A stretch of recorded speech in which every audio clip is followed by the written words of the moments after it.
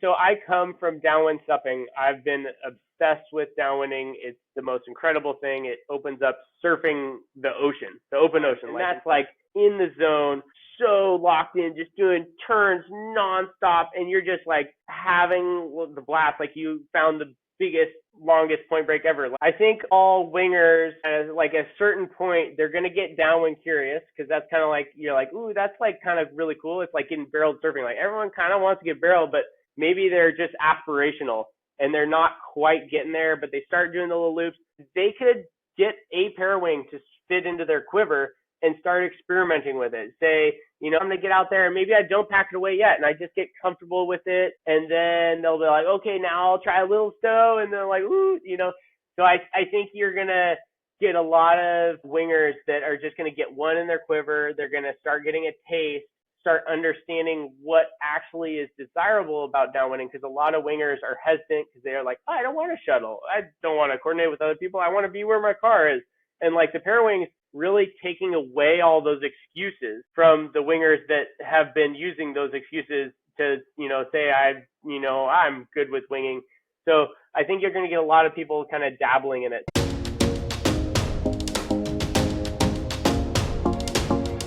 Where did you grow up and how did you get into water sports? I grew up in Santa Barbara, California, which is kind of the bottom part of, if you look at a map of California, there's a top and a bottom half and an elbow in the middle. We're right on that, you know, down half. And it's really cool because it has amazing point breaks and awesome waves. And we have the Channel Islands out there. And so we have tons of open ocean opportunities, protected waters and stuff. And so I got into ocean sports from my dad. He took me surfing from before I can remember. I would ride on the front of his board and stand up and hold onto his hair and, you know, ride in front. And my dad was also a windsurfer, wave sailor.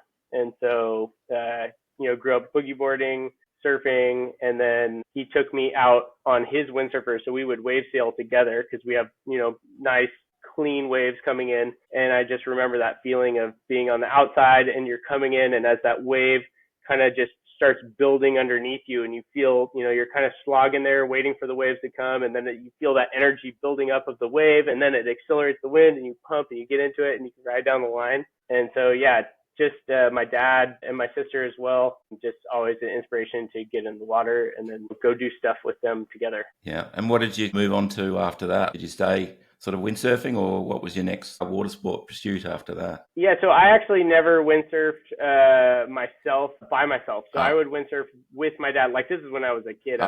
You're like on his board kind of thing. Yeah, I was like probably like 7 years old to 10. And I would be in between the him and then the boom and the sail, and like riding in between, or I could go on the front. We could kind of move around. Yeah. And so at that age, windsurfing gear is way too heavy for a little kid to pick up. Yep. And so it was really fun to do it with him, and he was extremely talented at wave sailing, so he could, you know, still ride waves and do all the maneuvers with me on it, and I'm just kind of like a little fly on there holding on, getting to enjoy the experience. Wow. And hopefully that's something I get to do with my kids. Yeah. But, yeah.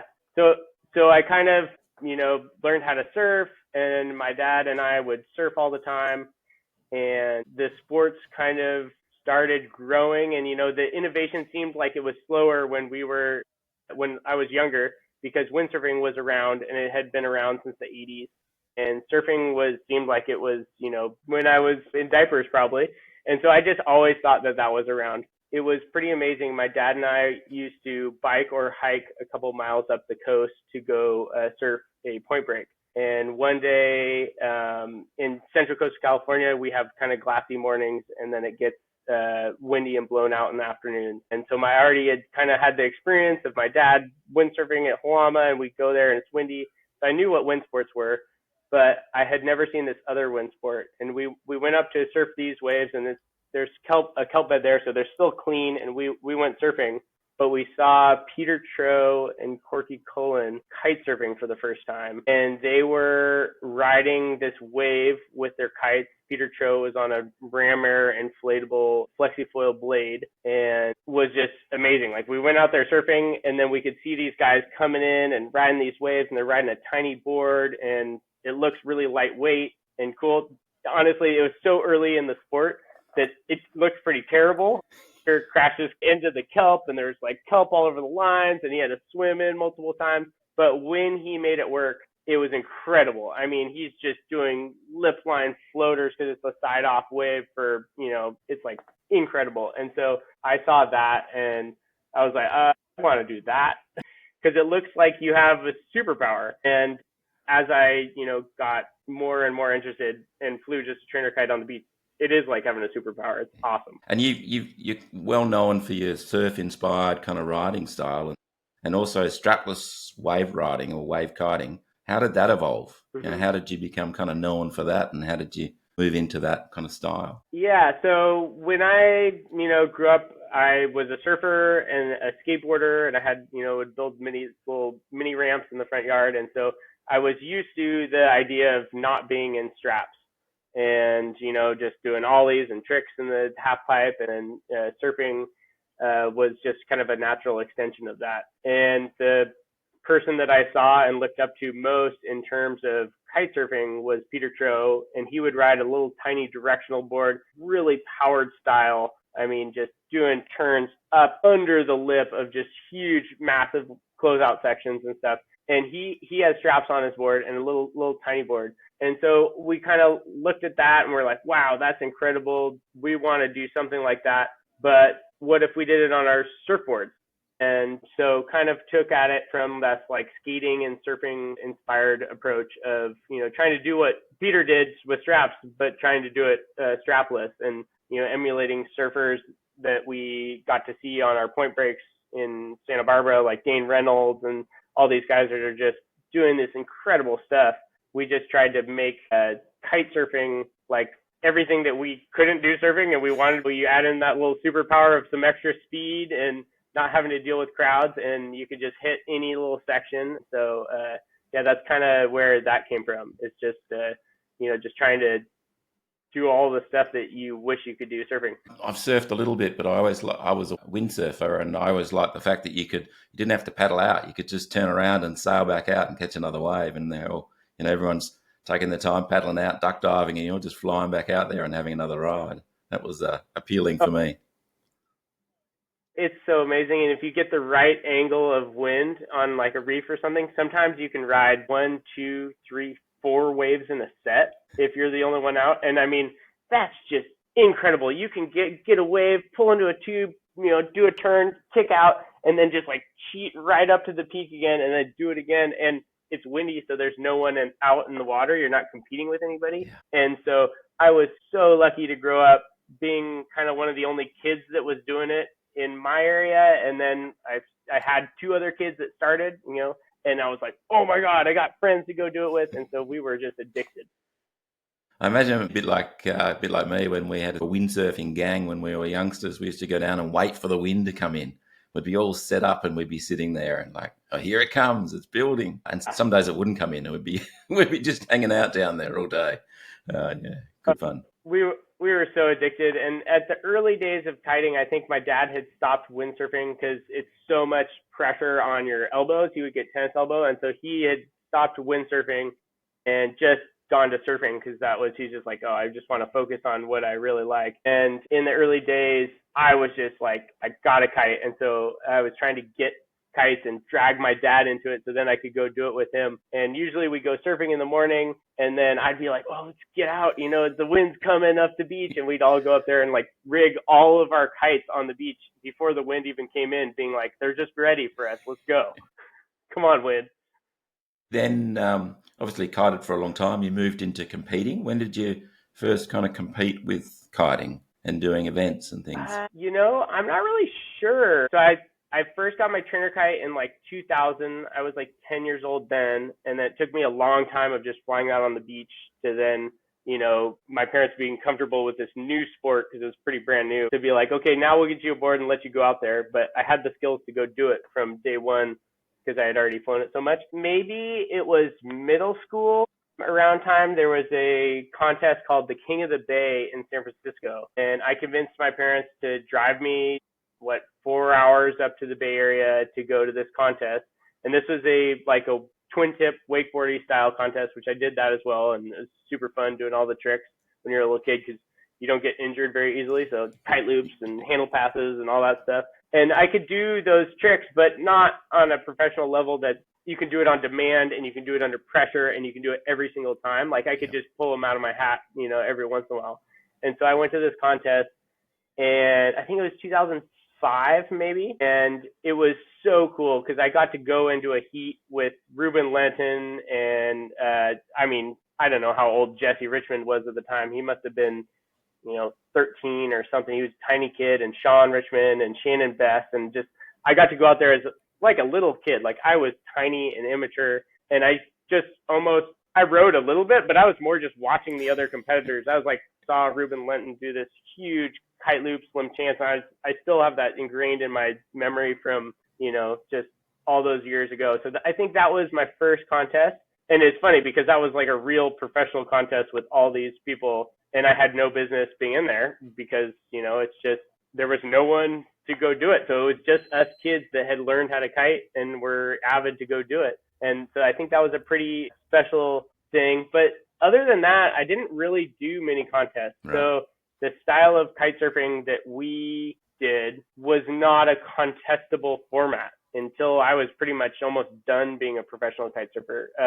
We just kind of went and did our own thing. We were riding waves and, taking pictures and videos and stuff, but really there was no events. The, PQRA and WKP or whatever they were called were freestyle back then. And so it was actually great because I don't like competing. Usually when you go to a contest, it's in a place with bad conditions. You're just doing it because the venue has sponsors there. The irony is like there was only a few contests that were fun, and one was actually in Western Australia. I think the place was called Dongara. Yeah. And there's well done. It's a few hours south of Geraldton, and it was just a random thing. I was riding for Underground at the time, and they took us over to Western Australia for just like a demo or whatever, and they had a contest. And the wave was this left-hander that broke off of the jetty there. I hope I'm not saying any secret spot here, but it was actually a phenomenal kiting setup where you're like backhand, just ripping down the line. And like all other contests I've done were just terrible waves. And it's like almost monkey see, monkey do, like go do a jump here where there's flat water. And I'm like on a surfboard. I'm like, well, but where's the wave? And so that was the only contest I think I've ever been to that had good conditions where you're like, I would go do that every day because we just were riding waves. I think there was one contest that Red Bull put on as to show making a world championship tour, and they called it Red Bull Unfastened. And they took it was an invitation only event. They invited all the like best strapless riders from all over the world, and they flew us all, which was cool. They flew us all to this spot in Sardinia, Italy. And we stayed at the Italian pipeline, like right on the beach. And it was super cool. And they had all the, fanfare of making an event and all this stuff, but there was no wave. And so this was supposed to be the foundation for creating a kite surfing world tour. And we were like, instantly realized, me and my friends that got flown out there, we were like, oh, they are totally okay with running this event in flat water and just making us do flat water tricks. And we were like, that's not something I want to do. And so that was a really cool event. I'm glad I got to participate in it. I got third in the event, and it was cool because I got to do some heats actually with my best friends, Bear Carey, and we made a pact to not do a single maneuver unless it was leaving a wave and landing back on a wave, which meant we were riding like 3-inch little ripples on the beach, but at least it was keeping the surf inspired thing. Like we couldn't just lose to someone doing a backflip out the back because we were only competing against each other. So that was really fun. But yeah, that taught me that I don't want to do contests. The rest of the setup was they'll make you go compete in not the conditions that are surfing. It's often the way. It must be frustrating for the organizers. Yeah. They can't predict the weather. Yeah. Being a foiling podcast, inevitably we move on to foiling. When did you start foiling, and was that when you were kiting? Yeah. So I think the first summer, it was spring 2014. I got to borrow a metal air chair foil that had been chopped off and turned into like a tow board for riding with the big boots on it and stuff. And I had seen Peter Cho doing it with the boots, and this board, we took those off and we tried it strapless because that was our influence. But we were like, we're going to do it anyways. And turns out that same foil works fine strapless. So the boots maybe were for jaws at going high speed, but they weren't necessary. So I rode that a little bit. I think I got to borrow it for one day. Then foils were really hard to get a hold of back in 2014. So I think there was this guy, Casino, a company that went around selling pre-orders for this foil, and half of the orders never came, and I think the company went bankrupt, but he delivered a couple, and they had like a diamond base plate rather than like a square, and so they needed a special board. And I remember being on the Oregon coast, and this one guy had a board. I think it was, the first one that went to Oregon, and maybe the only, because they went out of business right after that. And the guy was super nice enough and let me try it. So I spent all day riding this board. It was the 4th of July in 2000. The goal was to get to Hood River. I was doing a road trip with my friend Jesse Richmond, and the goal was to get to Hood River and be like a proficient person, because I was a professional kite surfer. I needed to go show that I could do it. So I beat myself to a pulp trying to learn. But it turns out in Hood River there still weren't any foils available, and so I was riding for Slingshot Kites at the time, and Tony Lagoche is their designer, and he had built himself a foil, and so he was like, I'll let you borrow my foil for a day, but I don't want you using it because you're going to scratch it, kind of thing. I'll help you build a foil so you can scratch your own foil. And so he helped me build a foil that summer in 2014, and that's kind of how I got into kite foiling. And then, that same foil needed to go pretty fast because it's a kite foil, so you could tow foil with it, but it didn't really work for surf foiling because it has a 40-something inch mast and pretty small wings. They turn phenomenally. They're based off that air chair design. But yeah, so it was kind of kiting and then towing. How long after that did you try sort of wing foiling or downwind foiling? I don't think wing foiling was invented yet. That was probably like 2019 or something. So I think the first thing that I got into is prone foiling, which was like paddling in and riding waves. The big thing was we got a bigger foil. I got in touch with Nick Leeson through Slingshot. We licensed their first foil. And then I started riding lift foils, and he came out with the Surf 200 Classic. And it was just a game changer because now you could paddle in, and we had a short mast, so you could be in the shallow water. You could paddle into waves and ride those. And that was just awesome. I was living in San Diego at the time, and there's just all these sweet reef breaks that are just, break out the back or a point break, and then you just can get yourself freedom. So I really dove headfirst into prone foiling because there's not that much wind in San Diego. And so I would still go to summers in Hood River. So I got into prone foiling, and then that summer I went to Hood River, and I think that was 2018, and I tried downwind sup foiling. Right. And that was awesome because you could get up on the same Surf 200, because the people that were learning it, no one really knew what they were doing. They were riding huge foils, and they were so slow, it didn't feel like foiling. But I got to ride the same foil, but the stand-up paddle was really hard because the board's really round, 35, 40 inches wide, very wide surf stuff, and maybe 5'2" long. Like, they look like a square. And so that was a challenge not being a stand-up paddler. But once I got up, I was like, oh my God, the river is surfable. This is awesome. And like, not really anybody was doing it. There was like a couple people, I think Mauricio had like paddled into some waves prone, but it was pretty new. And so I did a couple runs on the SUP, but the paddle was so frustrating that I actually ditched it, went back to my prone board, and just hopped in the river like I was going for a surf sesh and got into downwinding that way. You just had to be a lot more patient, and you had to have like good conditions to get up. But that was what I did maybe for the next, 4 years, is every time I would go to Hood River, I would prone downwind. And so I learned how to downwind, but I just wasn't doing it in the ocean because I thought, I'm not going to be on a prone board in the middle of the ocean because it's a little tiny board. And then, it was kind of like 2020, Ozone came out with the Wasp, and I got one of those. And that really opened up your eyes to, maybe you can do this in the ocean, because when you're winging, you can get way out there and then flag your wing, and you're like, this is actually just as good as Hood River out here. You just need a way to get out here and get up. And so we did a downwinder with the wing from Port San Luis, which is like Avila, all the way to Oceano. So that turns out that's our local run now for downwinding. It's sketchy. You're 5 miles to the side, but it's not super long run. It's only about, 10 miles long, but you're really exposed out the whole time you're far away from the coast. And so we had jet ski support, but it was fun on the wing, but it was immediately apparent that you wanted to get rid of the wing. And so, the progress from there was just learning how to get brave enough to go do what we were doing in Hood River in the open ocean. Right. Yeah. So then did you evolve to then move on to paddling then after getting up on a wing? Is that how that was sort of the next step? Yeah.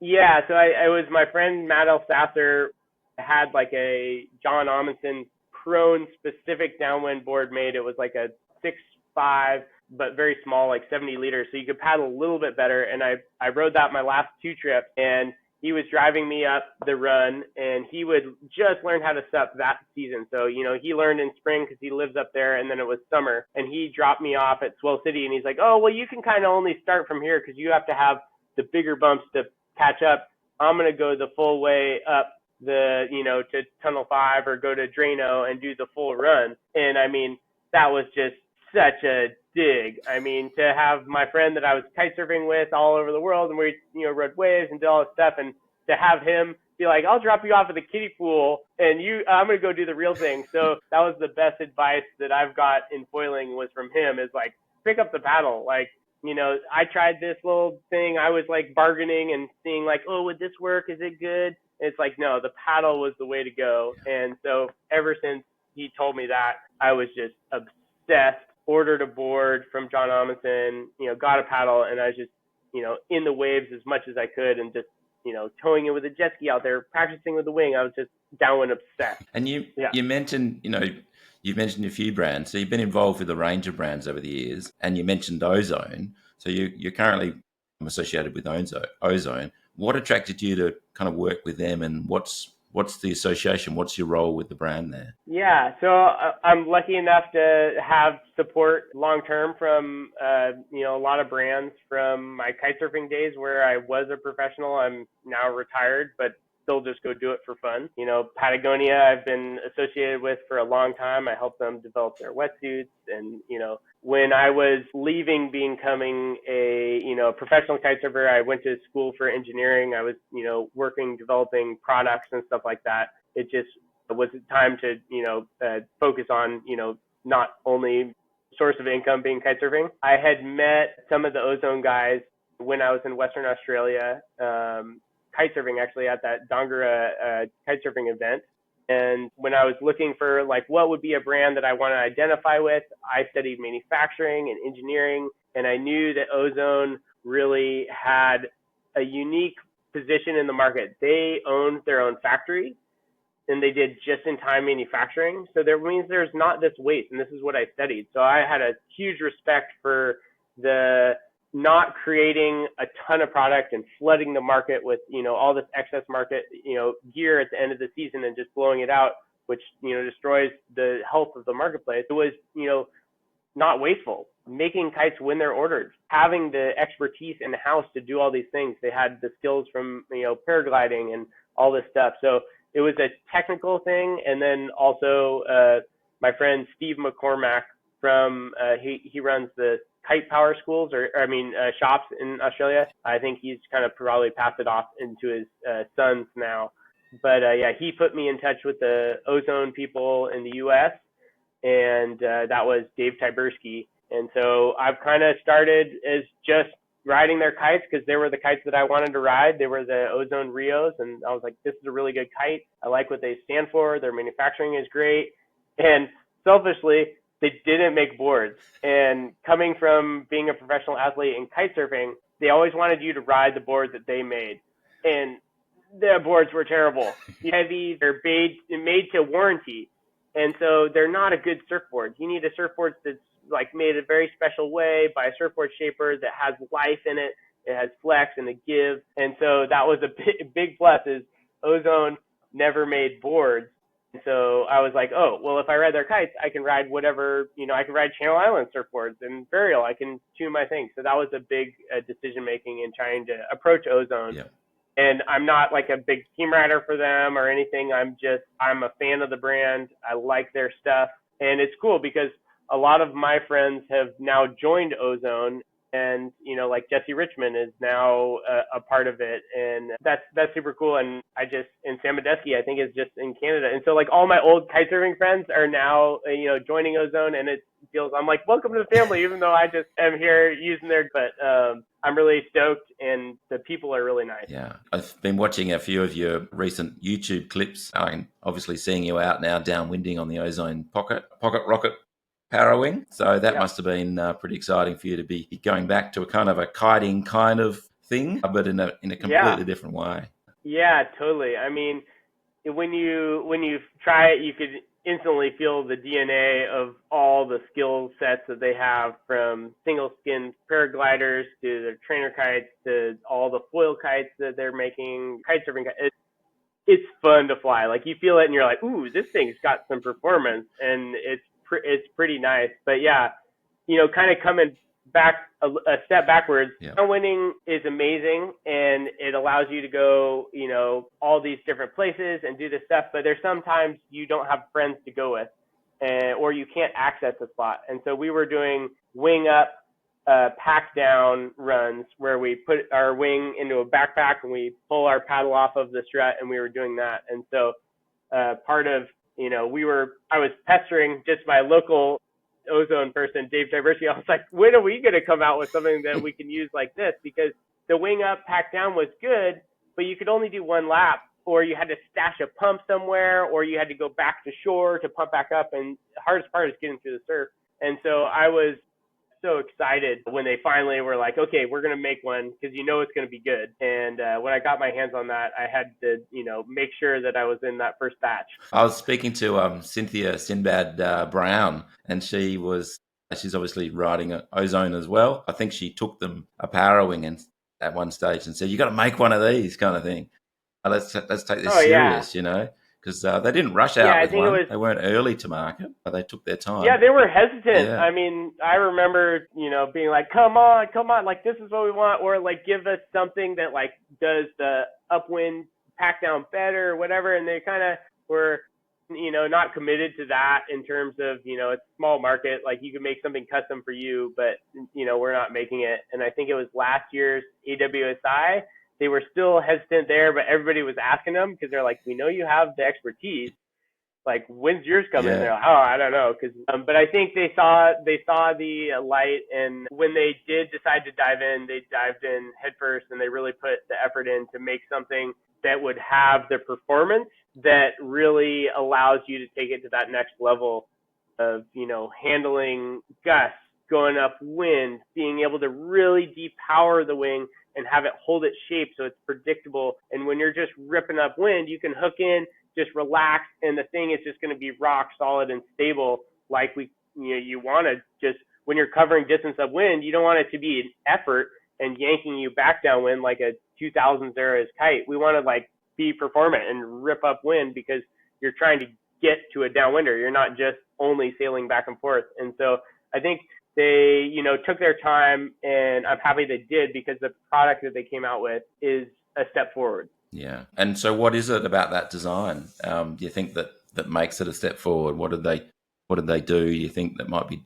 sort of different or better than perhaps what was already out there? Well, one of the things is they kind of ticked all of the boxes. So a lot of the brands, got some of the things right, but not all of them. And I mean, one is color coding. Like, the bar is red and gray. You easily know which is the front, because when you're pulling it out of your pouch, and that's like a big thing. You want to be able to pull it out and then just throw it, because you're riding a wave or you're downwinding while you do that. So that's a key one. That you also want color-coded lines, because you want to be able to untangle it. You want to be able to see it.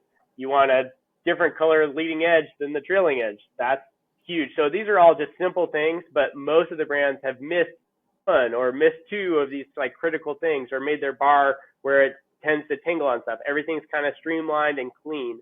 So those are a few good things. The other things, when you look at the way the canopy is supported, you'll see, I don't know if this is a technical name for it, but I would call it a span-wise bridle. It's a line that goes along the canopy, maybe about 4 inches out, and it connects all the just like, A lines together across mid-sail. And so it holds that frame really well on the front half of the Parawing.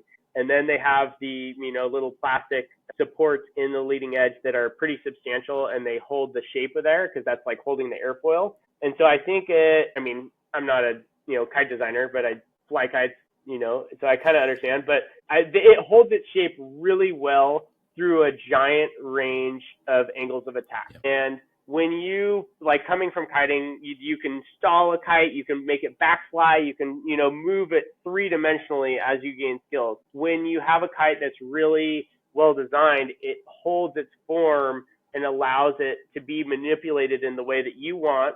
And then when gusts are hitting it or lulls, it behaves in a predictable manner. And so I think something to do with the structure of that, and then where they put their lines and everything. I think the length of the lines is really critical. You don't want them too short because then it's too reactive and twitchy, and then you lose that upwind sailing, because you almost want like a little bit longer for sailing upwind because it slows it down, it smooths it out, and it makes it easier to relax and just rip upwind. And then you want it not too long because you want to be able to like pull your bar back and then reach all the way to the parawing. So they've kind of gotten right on the money on all of the variables. We're going to learn more as new ones come out, and they develop version 2s and 3s and all kinds of stuff. But I think what kind of sets it apart is they tick the box on all of those kind of things. It has great high end, it has enough low end to get you up, it rips up wind, and it's comfortable when really overpowered. It can sheet. So yeah, I think those are some of the variables. I've ridden a lot of other ones, and they just don't feel as solid or well supported, or they feel, just like mushy. Yeah. It's like when you have a kite and you can snap it and it'll all go wham and it'll hold its shape.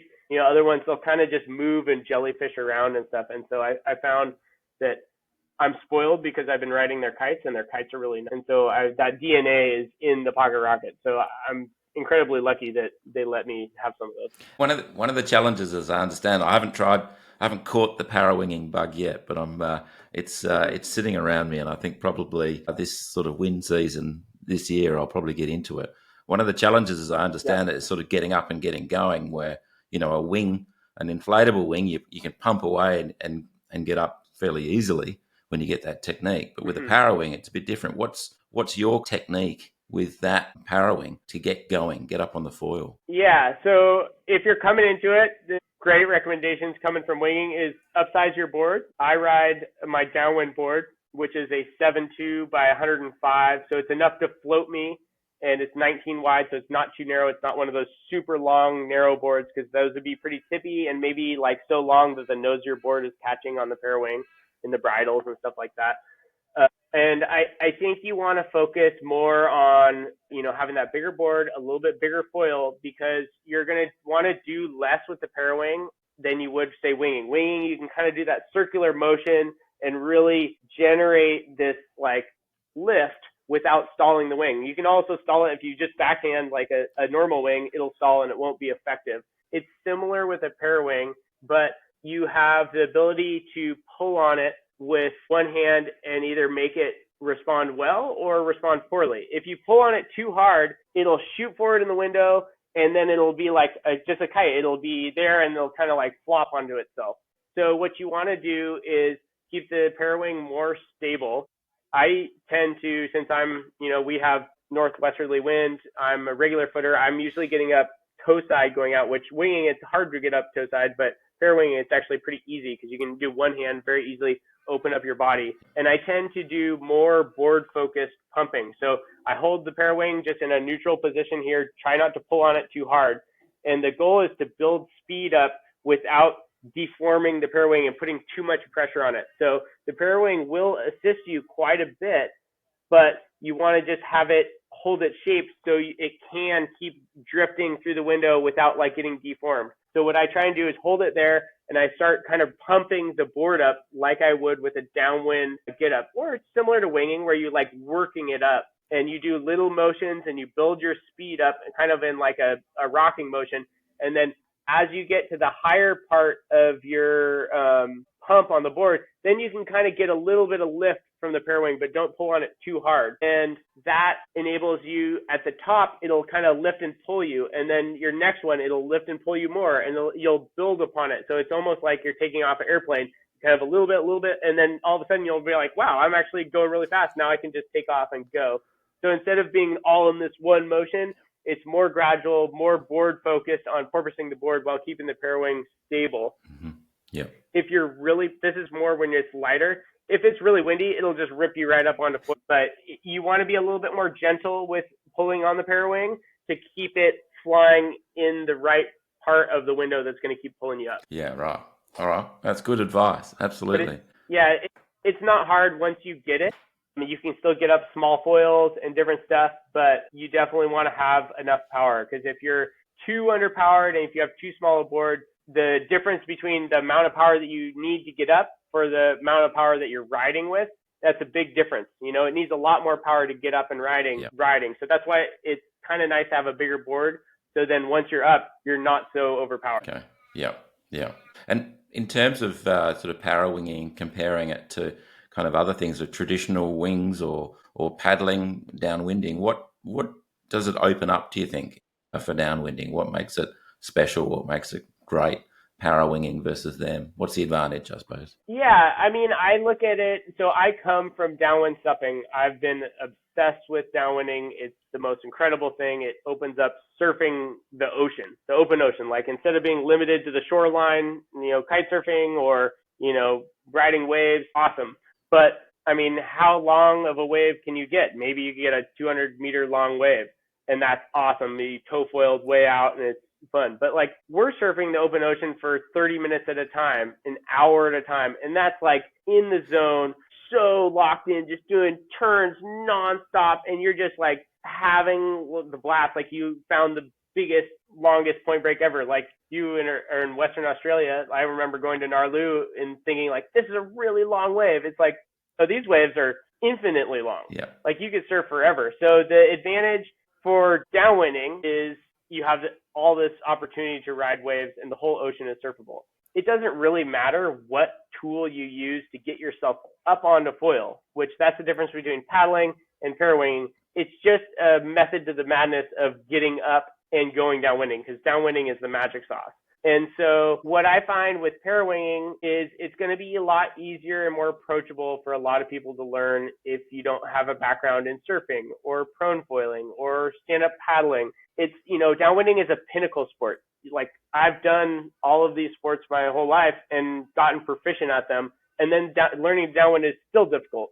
But if you were missing one of those skills, like say prone foiling, where you could pump out of a wave and pump, you know, 3 minutes to get to the next set wave or something like that. If you didn't have that skill set, downwinding would be really difficult, even if you could paddle up, because you wouldn't be able to link the bumps.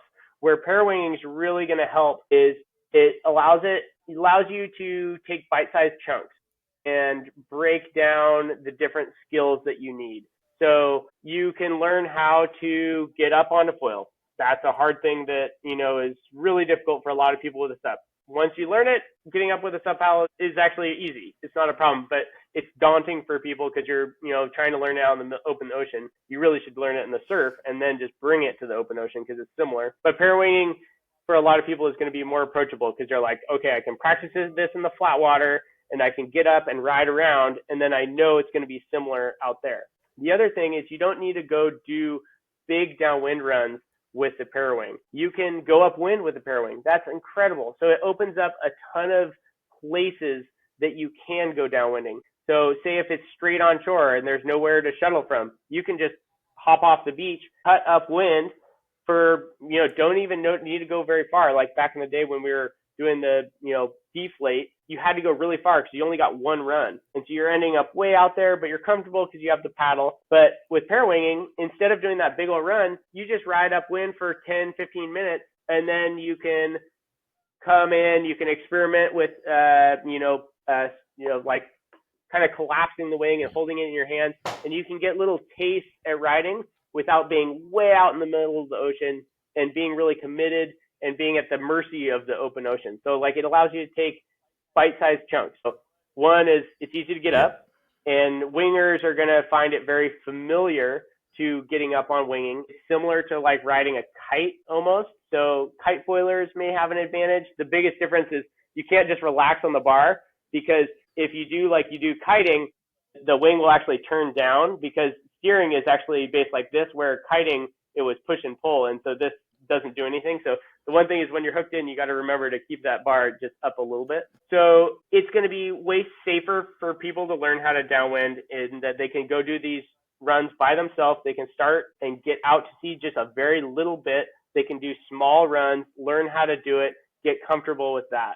And so I think it's going to be a lot easier for people to get up. Another advantage is you can ride smaller boards, but that's not going to make it safer. That's going to make it more dangerous, because the biggest downside of the Parawing is it's reliant on the wind, and you don't want to get stuck out at sea. So when you're learning and you're getting into it, you really want to stay close. Take advantage of the advantages of the Parawing is that it can go upwind, and just either do short runs or just, short runs up and back, and stick into a zone that you know is going to be windy, and you'll be, much better off than if you were to go just do a big, don't go where the downwind suppers go, where they go way out and then they go down, because they're not reliant on the wind. They can get up when the wind totally goes sheet glass and there's still bumps left. And so it would work most of the time, but it's a recipe for getting stuck in the middle of the ocean if you do it repetitively. So yeah, be careful. I saw a great YouTube clip, and I do encourage listeners and people watching the video to go and check it out. You were talking about safety considerations and how you take a 3-piece paddle out, for example. So just talk through that, because I thought that was a really good video just to talk through for people to just think about when they're out there, because as you say, the wind drops. You can be stuck out there. Yeah, so being a downwinder that's done it a lot, you see all the different conditions. The ocean changes. Sometimes there's big long interval swells. Sometimes it's just wind bumps. Sometimes the wind dies completely. Sometimes, dies and goes offshore, so you're got a headwind. And that's something that's so nice about downwinding, is you're not reliant on the wind, and you can just go on those days. It's not like if it's glassy, a mile offshore, that's still a good downwinder day, because the bumps will go through that glassy patch, and you have so many more days that are good. Where you really got to be careful, and I feel, responsible for promoting parawinging, is it's not the same as downwinding with the paddle. You are now fully in the camp of being reliant on the wind. And so you got to be really careful, because don't think that you'll be good all the time. A lot of people, when they're taking out parawinging, they're like, oh, it's great because I'll ride a small board and all this stuff. It's like, if it all goes south when we're downwinding, we're on a big old board that's just really easy to paddle. And that's your safety vessel. That, having a leash is one thing. This is, first thing for safety, wear a board leash. I am sponsored by Kahoe. They make a Invis, leash. I wear that for parawinging or for downwinding onto a waist belt, and that works great. So you really want to stay connected to your board. That's one thing. The next thing is flotation. I wear a Vicobie V4 PFD. It's high vis. It has pockets for my tools. It has pockets for my waterproof pouch for my phone, which is communication. It can, you can have a water bladder on there if you want a lot of water or a little bit of snack. Your tools for you get to the end of the run, and you can tie a little piece of kite string to it to attach your headphones or your hat or something. And so one of the things I would say is, like, listen to music or bring a hat or something that forces you to need to wear the life vest. Because if your headphones are attached to your life vest, you're never going to forget your life, because you want your music. It's awesome to have music there. I use bone conduction headphones, so my ears are still open. You can still hear your surroundings, and then it allows you to communicate. So there's a button on there that you can press. I think they're called the open swims. You can press a button and answer a call, and you can clearly talk to your friends. And so when we downwind, communication is key. Whether you need to call the safety authorities if someone got cut or got attacked by a shark, or hit a sea lion or broke their paddle, all these things happen in the open ocean. You want to be able to call the Coast Guard. You want to be able to call your wife, your friends, or your other buddy that is behind, and you're like, where is he? You want to be able to see him first of all, because distances happen really quickly in the open ocean when you're downwinding. So bright high vis orange, bright pink. Yellow's not quite as good, but they make they go a long way. And then the communication, bringing a waterproof pouch with your phone or an Apple Watch is really key. And then having the ability to actually take a call. So the headphones are great because you can, answer while on foil and be like, hi, like, oh, you broke your paddle. Oh, shoot, that's terrible. Like, you're going to paddle back. At least now I know where you're going to be. Or if you need help, I can take care of you. Or you just, want to link up with your friends and kind of keep everyone accounted for. Also, downwinding is kind of an individual thing when you're out there, but it's not. You have this community that's going to look out for each other. Another big thing is if you have the ability, share your location with your friends. We use the Apple Find My, our whole, group of downwinding friends. We all share our location all the time. So we know if someone's out there and their dot stops moving, you're like, we better call them or text them. You're like, what's going on? We can keep track of it. And we usually call the harbor patrol ahead of time. We tell them how many people are going. And then when we all get to shore, we tell them, okay, everyone's safe and accounted for. And it's just a courtesy, and they like it. So, when we develop a good relationship with your local authorities, so in case you ever do need help, they know who you are and they know that, oh, yeah, you're normally totally good. But if you do call us, we need help. One of the things I thought was interesting when downwind sort of paddling was just sort of taking off, and it was pretty new to people here in Western Australia. People be a fair way off the coast because they paddle out so they can go down, and just people walking along the coast would see someone way out there and think they're in trouble. And one of the things that kept happening is the rescue boats kept going out to people just doing their downwinds. I think the community is probably used to seeing people out there now, but in the early days, it was like, I'm fine, leave me alone, I'm doing okay. But people would bring them in. Yeah, it still happens because it's going to be someone that's just visiting the area and they see people, like, especially with a parawing, even more than a paddler, because you zoom out to sea and then this colorful thing just disappears and the person goes away because that's the most visible thing from a cliff. And they're like, oh my God, this person is gone. But really you just packed it up and you downwinded away. But so I think you're probably going to get it more so with parawinging. But yeah, there's a few more things for safety. Yep. One is bring a tourniquet in the back of your PFD. They're small, they're light, know how to use them. If you get cut by a foil, something bad happens with the wildlife that we have in the ocean. We have great white sharks here. Stuff happens. You just want to be able to take care of a friend or yourself, know how to use them, make sure your friend knows how to use that stuff. Another thing is board choice. If you are going to be going far offshore, don't go down to that little sinker board. Keep more volume in your board to account for when the wind slacks off or dies completely. It'll give you more range, but it'll also give you something to paddle home in case it just dies completely, because a long paddle is much nicer on a 100-liter board than it is a 60-liter mid-length. I've seen it, and the people that are paddling the little board are not happy. One more, I guess, would be forecasting. I'm lucky to be involved with iKitesurf. They have a few different parts of their app that are really good for forecasting downwinding. When you forecast for just kite surfing or just winging or just parawinging in one spot, you look at your local meter and you're like, oh, it'll be windy from this time period to here. That's great. That's what I always use for kite surfing. But when you're downwinding, you're usually going point A to point B and you're covering long distances. Wind tends to travel, and then it'll start here early and then work its way down the coast, and it might die here and then keep going windy here. So they have some tools that allow you to look at wind while it moves. And I think it's a wind flow visualization tool, and you can scroll through the hours. And so, your normal thing would look like a map like that, and you'll see all those, and that's what I'm used to. But this is something called the flow map. If you go up here, and it'll show where it's windy and show the little lines and stuff, and then you can scroll through the hours and see how it changes.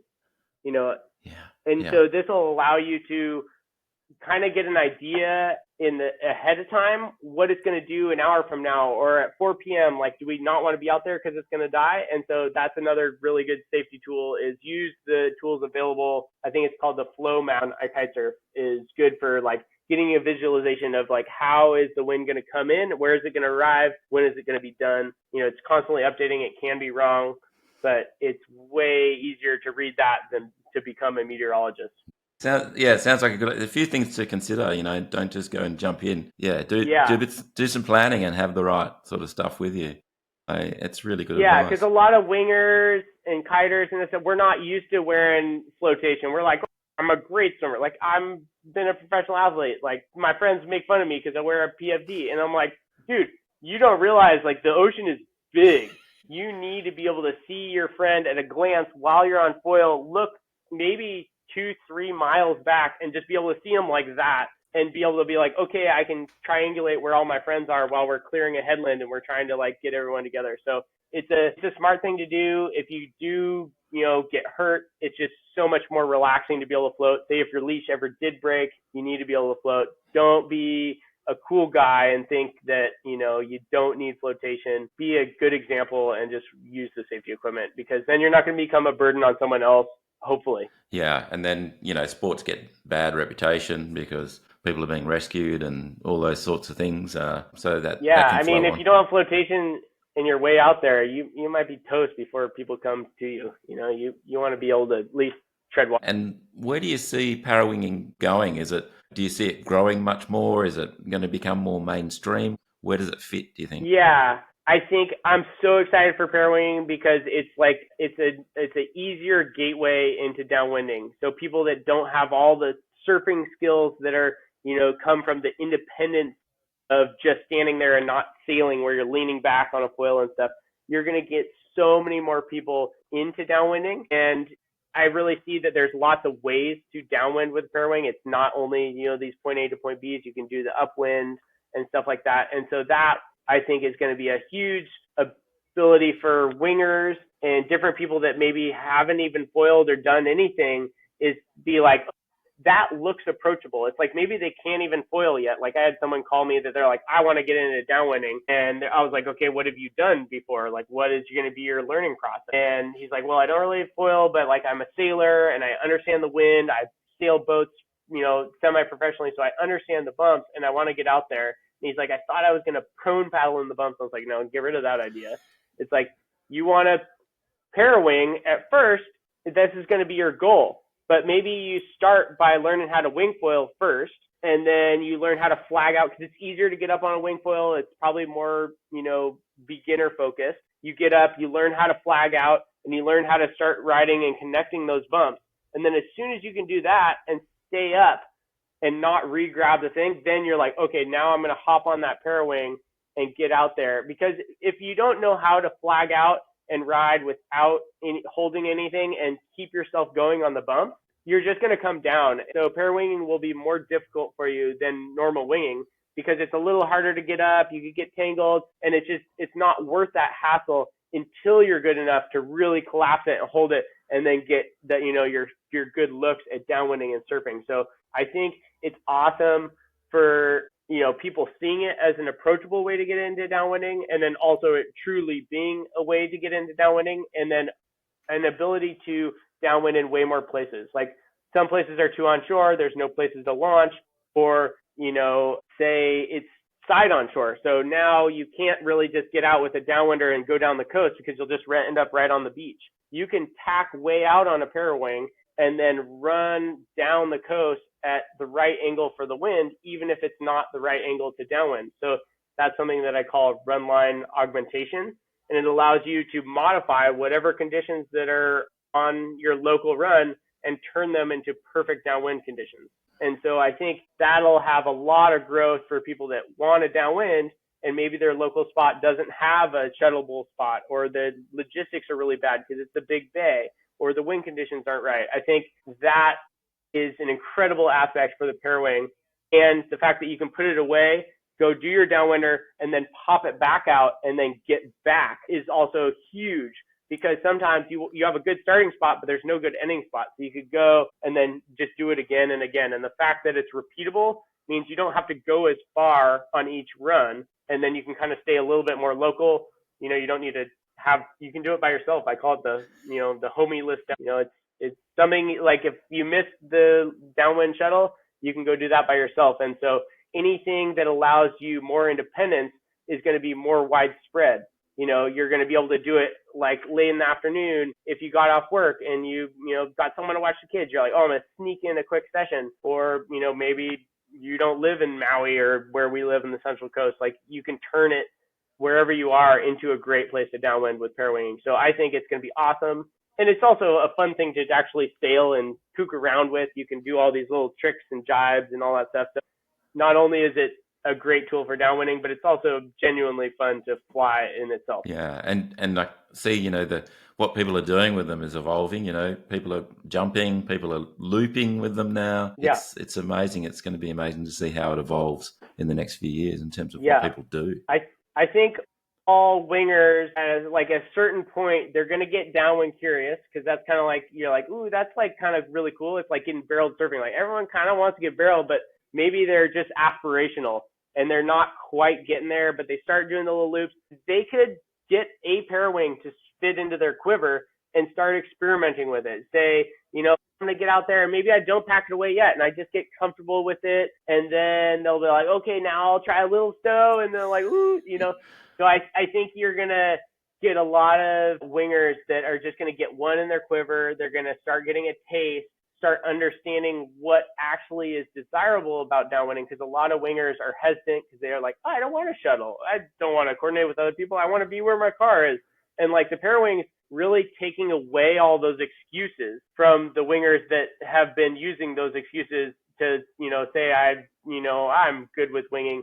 So I think you're going to get a lot of people kind of dabbling in it. So I think that'll be growth. They might not turn into full-on downwinders, but hopefully they'll get some waves out there and, rinse and repeat. Yeah, I know a couple of guys here that they haven't winged at all yet this year. They've got the parawinging bug and they're just continuing that journey. I think they're even, thinking about whether they hang on to their winging gear. So there are those that just, they find it and it's the sport for them at this moment and they're not doing anything else. Yeah. Yeah. I mean, it's super fun. It's intoxicating. I mean, for me, the part that's intoxicating is the downwinding, and the parawing just gives you access to downwinding, whether that's upwind downwinding or downwinding on a small board. If your conditions allow it and you're kind of safe, don't go in the open ocean. But like, say I'm going to Hood River the end of this week and Saturday, like, heck yeah, I'm going to ride a tiny little board and just go downwind like I'm prone, just like the old days when I was learning how to downwind. That was awesome. The problem was getting up. And so now with the parawing, you solve that problem. And so if you're in places like that, do your safety equipment that you have, but like, it doesn't really matter on a small board there. So I think it's super cool. It's another tool to get out there and surf the bumps as hard as you want. In the open ocean, it's great to have the parawing with the paddle. I bring a paddle over my shoulder with a little piece of bike inner tube to be a backup. So I'm so used to being able to not be reliant on the wind. I don't want to be in the shuttle, like looking at the bumps and like, is it glassing off? Like, is it bad? Is it not going to be the best day? And stressing about that. I'm confident that I can do the downwinder just fine with my paddle, but I don't need it because I have my parawing. It's like a backup device. I can use it to cut the paddle, out to non-existent. I can zoom out into the bumps. I can ride downwind. And then say if your paddle does snap, you have this parawing. They're small, they're lightweight. I think a lot of paddlers will learn to bring a parawing with them, even if they don't use it, just as a safety backup, because paddles snap. Yeah, I've seen it. And yeah. At least you have that big board to prone paddle in, but it's so nice if your paddle snaps. You swing that weighs almost nothing. It sits in the little Ozone stow pouch. Yeah. That's the other thing that Ozone got right on the money. Cool. Thanks to stow pouch is great, and it has a little harness hook. Yeah. So yeah, those, that's that. Obviously, you came from kiting.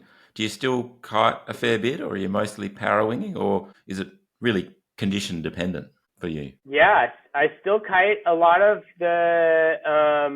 my dad died a few years ago, and I really he had a heart condition. He passed away, died surfing, doing what he loved. So, we had an awesome time riding together. But I really like to go kite surfing with him. And so we go kind of meet in the middle about an hour away from here, where we really like to go to a remote beach that has just the right angle for wind and waves. And it's really exposed. That point of California sticks way out and you go to the windiest, best spot.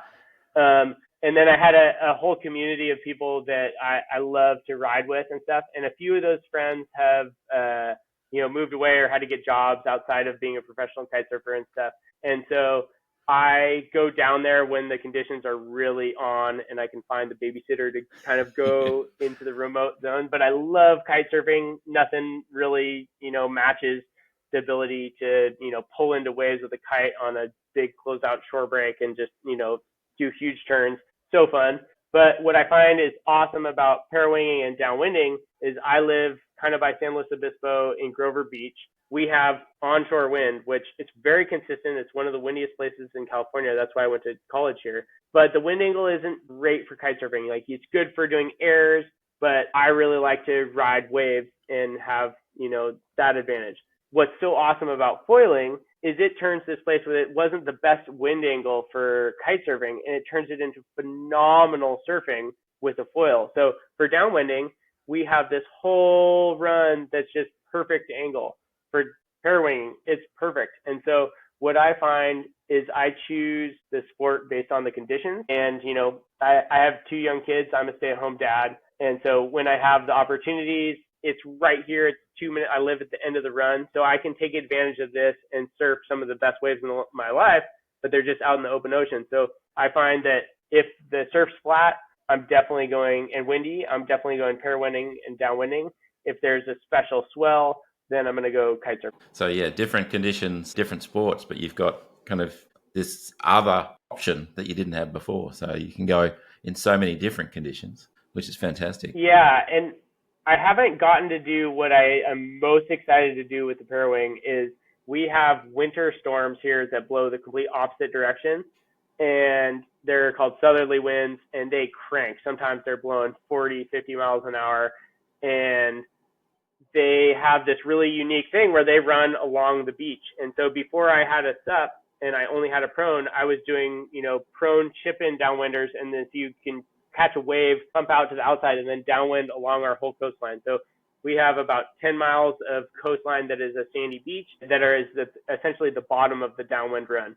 But when we have south wind, it runs along that whole way. It's not accessible at the, southern end of that. So I was always doing that with wing up, pack down downwinders. But the top of run's also really big surf, so it's kind of hard to get out. I'm so excited. My Parawing came right after the last south wind of the season, so I've got to wait till next year. But I'm really excited to be able to do a longer run, get all the way up to coastline that you've never gotten to and you can't get to any other way other than, like, say, a jet ski. So the Parawing is going to be amazing for that because that's a close to shore along the coast run. And so you could be kind of comfortable riding a smaller board on something like that. And so that's going to be really exciting. So yeah, the Parawing definitely is going to open up a lot of opportunities if you are willing to go out in all those conditions. I want to ask you some quick fire questions now, but just before I do that, is there anything we haven't covered that you want to talk about? Let's see. Yeah, probably when you're going to be out in the ocean a lot, sunscreen is really important. I have an awesome sponsor, All Good. Yeah, let's do that. Sunscreen, they have reef friendly sunscreen and stuff. But just like when you're out at sea and you do sports all the time, take care of your skin, wear sunscreen. If it can be reef friendly, that's awesome. Another thing is your ears. If you're out in the wind and the cold water and stuff, wear earplugs. It's going to help you from, getting your ears drilled out. That's not fun. It grows way back faster, and you don't want your partner saying like, hey, like, I can't hear you. So yeah, wear earplugs. Yeah. If you want the surf ear ones, I think are pretty good because they have a Gore-Tex membrane so you can still hear. That's pretty awesome. Another thing is we're lucky here. Kite surfing, you look into the glare when you're going out, and it does a lot of damage to your eyes and the spray and all the stuff. So I'm really excited to try these Ombra sunglasses that are have a little band that goes instead of arms. Yep. And I'm excited to try them downwinding. Here downwinding, we're lucky it's the afternoon sport, and we're actually going with the wind and with the wind. So it's actually really pleasant, and you can talk to your friends. It's not all like howling like when you're parawinging upwind. It's like winging or kiting. It's windy and kind of, has all that glare. And so when you're downwinding, maybe, take them off, but it'd be nice to take care of your eyes. You only have one set of eyes. You only got one set of ears. Your skin. Yeah. My wife's an oncologist. You don't want to get skin cancer, Yeah, so take care of all your body things. Like, we love to go do all these things. Be safe.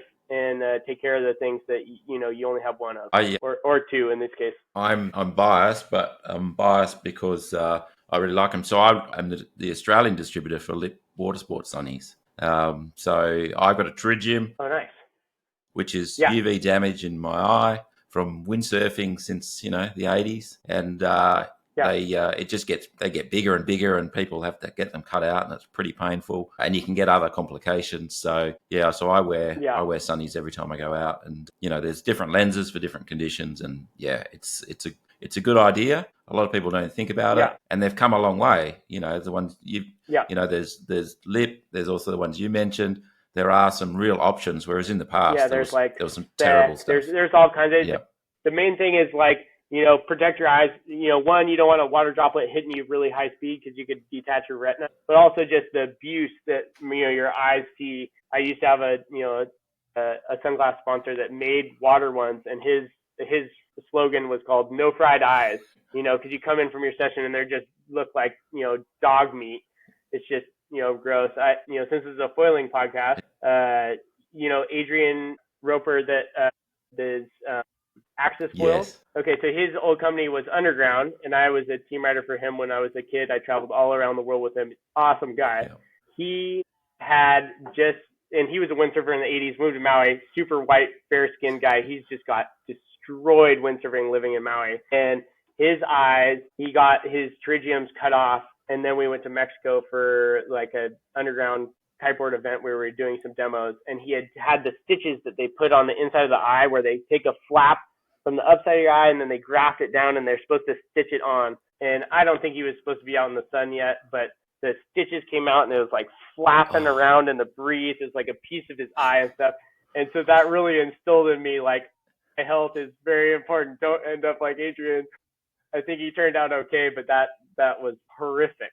The sun damage is pretty bad. So yeah, I'm excited to try these, ones. I have some friends that have used them for downwinding now, these Ombras, and I think the key is that you can secure it and it's not going to come off and you lose it. That will be another thing to attach to your PFD. Yeah. So you remember to bring your PFD. I know in many ways it's all about being able to do this for longer. It's about staying safe today, but also just we want to be able to do this for a lifetime. I've got a couple of guys coming on the podcast in the next few weeks. They're in Mauritius at the moment. One is 80 and one is about 78, and they're wing foiling in Mauritius at the moment. I mean, it's just amazing. It's great. How cool is winging? I mean, filling. So we go and do all these sports, like windsurfing has all this pounding, and then kite surfing is maybe a little bit less pounding, but then we're zooming out and doing all these jumps and stuff, and that's like makes your knees hot just thinking about it. And then here comes along foiling, and it's just smooth as glass, and you're just like the freedom of just being able to cruise around and be low impact. So growing up kite surfing, I was this little 12-year-old kid. All my friends were my dad's windsurfing friends. They were all, 50 to 60 years old then, and they still, they went from kiting to winging and kite foiling and all that stuff. They're still out there. There's, 83, 84-year-old Jerry Shalhoub's out there kite foiling every day. And I'm so excited that you can go save your body and still surf super hard. So like you could surf for, so long, but there's no impact. And so that's just, foiling is just going to be incredible for, our geriatric bodies as we get older, because we did all these other sports, to still be able to go a shred. And, you just got to survive the learning process, which can be pretty abusive. But if you can get out there, there's no reason that you can't be out there in your mid-80s going and having a great time on a wing foil board or whatever. Yeah, it's amazing. I mean, and you've talked about friends side of it and going out with friends, but the whole community is a really supportive community because it's relatively new. We all remember the struggle to learn. We're all learning new stuff all the time. We might not be beginners anymore, but we are trying new stuff, which is not always easy. So yeah, it's a lovely community, I think, which is fantastic. Really nice. Yeah. Yeah, I mean, the new things that keep coming out that are so awesome for getting people into foiling are incredible. Like the e-foils are such a great way to teach people how to foil. Like I tend to like the acoustic foil without the stuff on it, but they keep making cooler ones.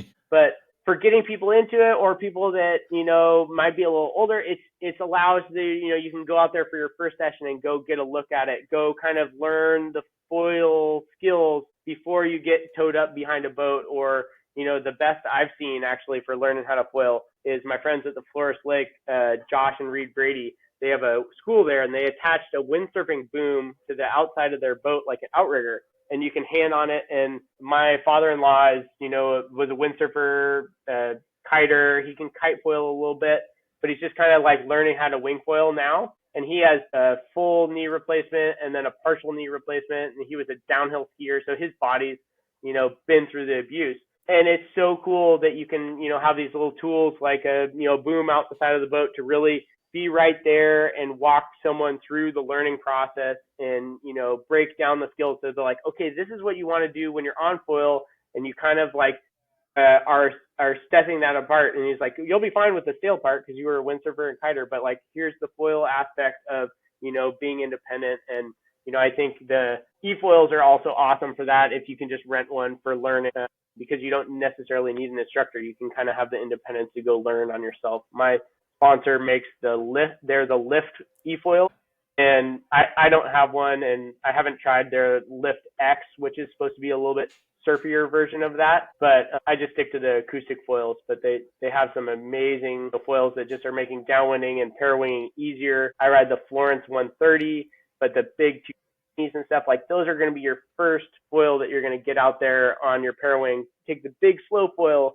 because we're wanting to get into getting up, and then also wanting to get into downwinding. We want to go when it's mellow and just kind of like small bumps that are moving slow, that are predictable. So it's just like you're going to learn how to surf on a wave storm. Take that big foil out and get those nice glides where it's moving at the speed that you can comprehend before you go out onto the high speed stuff. So a lot of the wingers that have, progressed down to small foils, they're ripping around, they're sailing, like do the opposite. Go throw on the biggest, slowest foil, not like giant, a 220 is pretty big, but you want to be able to slow yourself down and make it easy to read. A foil like the 220 with a smaller tail on it still turns incredibly well and is really surfy in the right conditions. Don't, do the subfoil race thing of like everyone's racing to get onto the smallest foil when you're parawinging. Stick to foils that are a little bit easier to ride, a little bit mellower, and are going to allow you to match the speed of the bumps. You're going to want to be able to go slow and then peel out the back, get to the one behind it, because that's the most predictable way of getting to a source of energy. When you're downwinding and you get lost, what you want to think about is like, how do I get to somewhere where there's waves? Well, if you're going forward, you're going to be going the same speed as the waves about, and you're always going to be kind of running away from the energy. The easiest way, if you don't know what to do, is peel right or peel left, go behind, back, and the more you turn, if you are decent at turning, if you turn back, the quicker you get to the next wave that's right behind it. And so many people just keep going forward, and they're like, where is the energy? It's like, you're running away from the energy. Yeah. You want to, and so something about being on a big foil, it helps you because it forces you to peel back and get that energy and then peel back. And that's what we do when you get more advanced, even on smaller foils. That's your safety zone. That's your like, okay, I'm lost, or, whatever, or that's a good one. I can peel back and always know that the next wave is going to be right there. Yeah.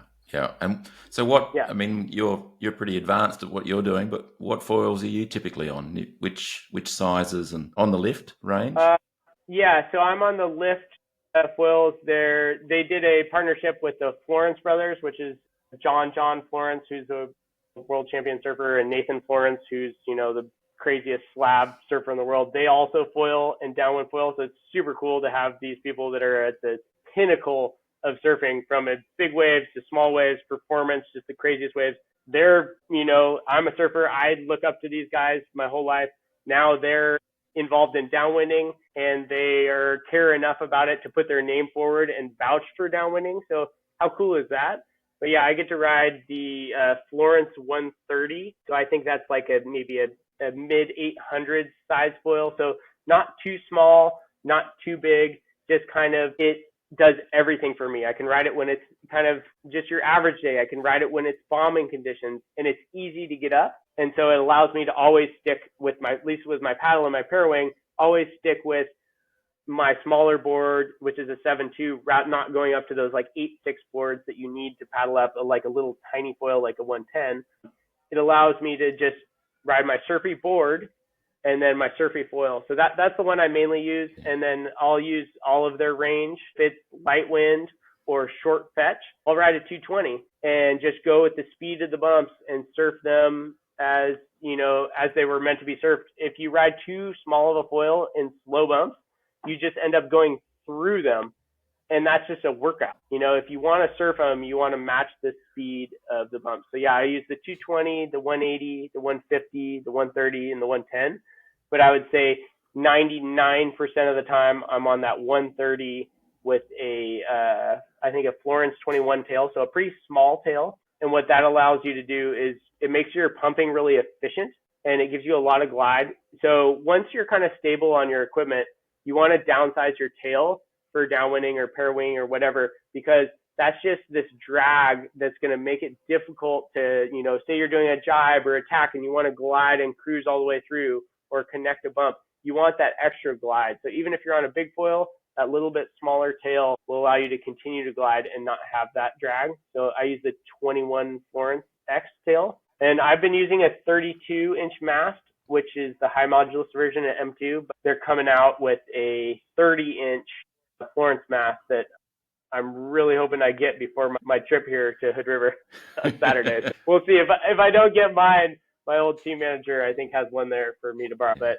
so I'm excited to try that medium size in between. So it's a blend of efficiency and then also the extra length for turning. So you'll see a lot of the racers are riding really short masts. That's because it's the ultimate efficiency. The shorter you can get, the less wetted surface in the water. So even if you're riding a really tiny foil, if you're on a long mast and then you have more of your mast in the water, you have more wetted surface area. So you might as well not be on that super tiny foil unless you're really good at keeping it high. Yeah.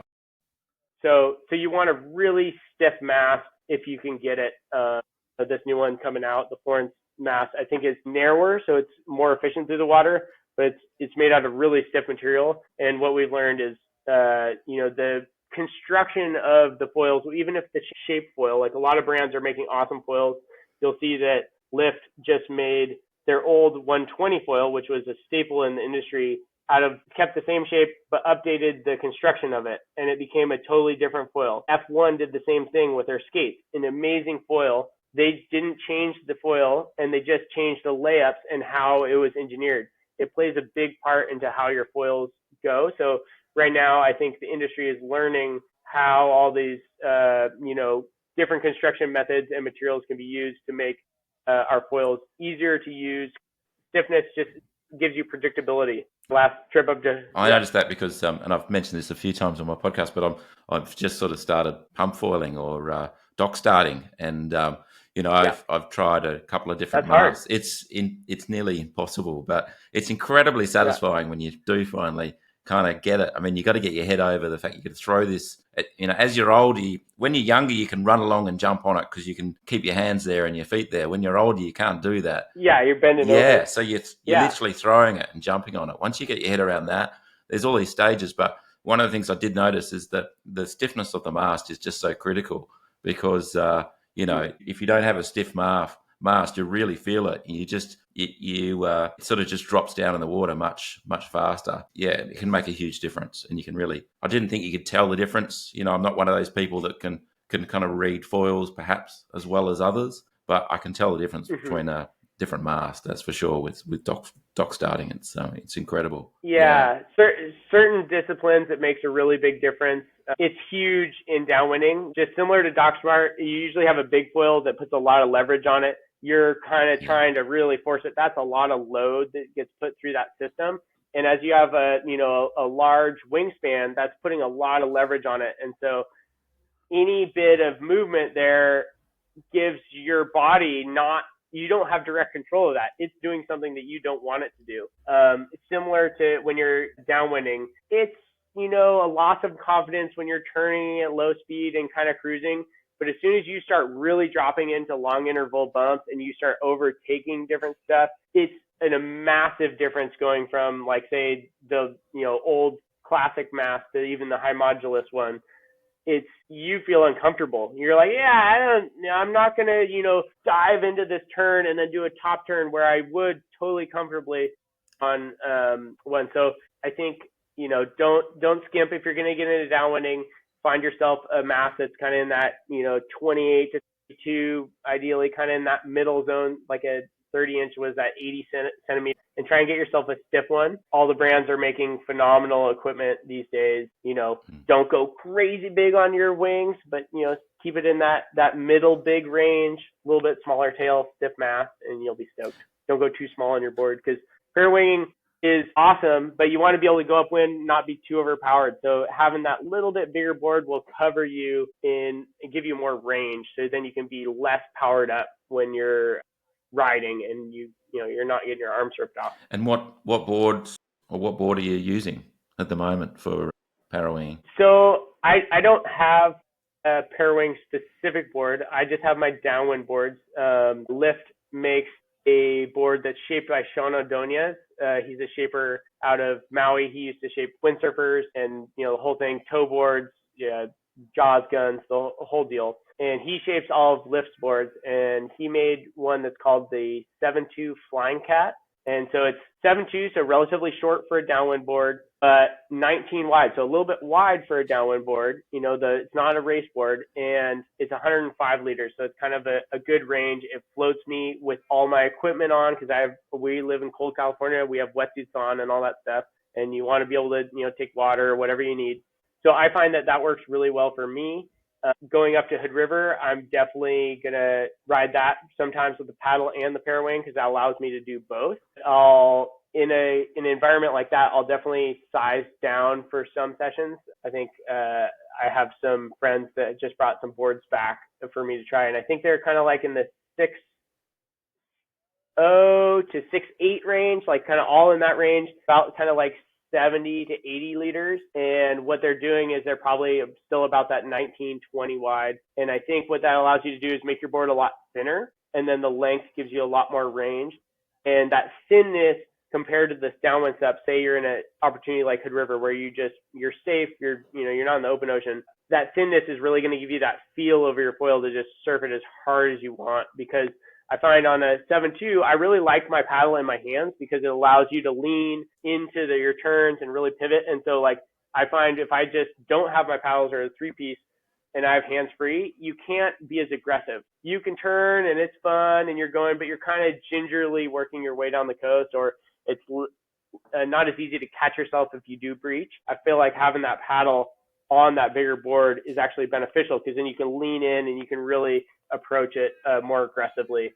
And then you can use your kind of like paddle like a cougar tail to, balance yourself when you breach or something like that. So I think I'll try. I'm really excited to try those smaller boards in Hood River, but in the open ocean, stoked on the big one just because of where I am. This all depends on your local conditions. If you have just along the coast, you can go a little bit smaller. If you're going to be out in the middle of the ocean, don't get, stranded, take that bigger board. So it's an ocean vessel, and just size it appropriately. But yeah, I'm excited to try all the different boards this coming week.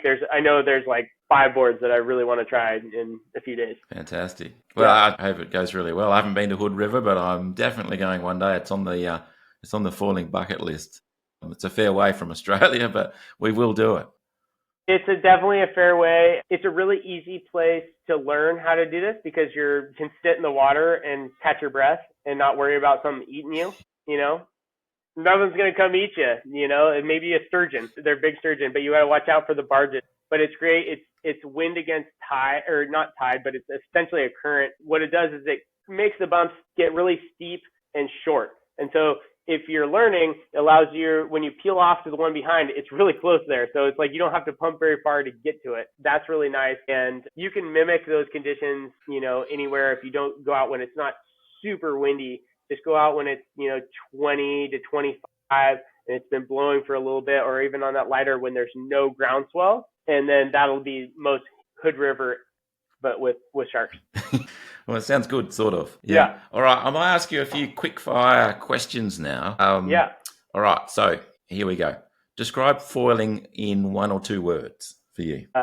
Ultimate freedom to be, just go surf the ocean. What's the most rewarding thing about foiling for you? Being able to just surf as hard as you want for extended periods of time.